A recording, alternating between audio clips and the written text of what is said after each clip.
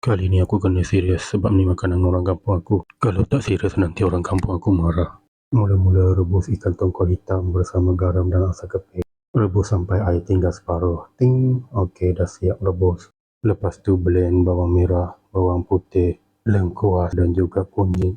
Masukkan sedikit air. Blend sampai semuanya hancur. Lepas semua dah hancur, keluarkan blend pula cili kering. Lepas tu masukkan sedikit minyak ke dalam periuk. Tumis cili kering sampai pecah minyak.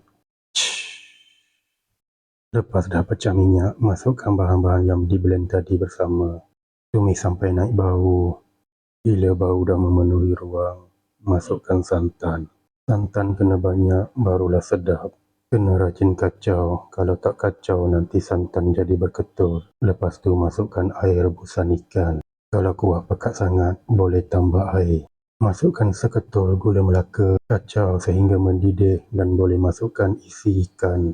Kacau perlahan-lahan supaya isi ikan tidak hancur. Lepas tu letak cili besar, garam, gula dan ajinomoto. Secukup rasa. Masukkan timun kalau ada, kalau tak ada pun tak apa. Tunggu sehingga mendidih dan jadilah gulai ikan air.